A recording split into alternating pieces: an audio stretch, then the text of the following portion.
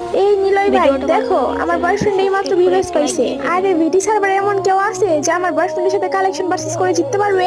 আছে একজন যার নাম শুনলে ফ্রি ফায়ার অল প্লেয়ার ভয়ে কেঁপে ওঠে। কি বললি? ও নাম শুনলে সবাই ভয় পায়? আচ্ছা ঠিক আছে, ওকে আমরা যখন গ্রুপে আছি দে তোর কালার আমরা ইনভাইট, দেখি ওর কাছে কি এমন আছে। কি নিলয় ভাই, এ তোমার ভয়ঙ্কর লেভেলের কালো এরাম, ও তোমার বয়ফ্রেন্ডের লেভেলেই নাই। ও নাম শুনলে নাকি সবাই ভয় পায়? আমাদের দেখে হাসি পেয়ে যাচ্ছে বেটা। কি এক কালার নাম বেটা, তুই শালা গ্রুপ থেকে বাড়াবি নাকি শালা তোর আমি গ্রুপ থেকে কিক মারবো? এই ভাই তোমার কাছে বিবেস আছে দেখে যা বলবা তা কিন্তু হইব না। ওরা গ্রুপ থেকে কিক দিব মানে? গ্রুপ থেকে বের হবো না তো কি করবো? ওর স্ট্যাটাস আর আমাদের স্ট্যাটাস দেখছো? ওরা দেখলে তোমার বমি আসতেছে। আর জান এই গ্রুপে দেখলে আমাদের মান সম্মান সব শেষ হয়ে যাবে। এই গ্রুপ থেকে বাড়ো তো। কে কেন গ্রুপ থেকে বেরোবে কেন? তোমার বুকে সাহস থাকলে কলেজে থাকলে তুমি ওর সাথে কালেকশন ম্যাচ করে জিতে দেখাও। চুপ থাক তুই। যার কাছে ভালো ড্রেস আপ গান স্কিন নেই ওর সাথে কালেকশন ব্যাস করে কি মান সম্মান হারাবো না? ভালো ড্রেস নেই মানে?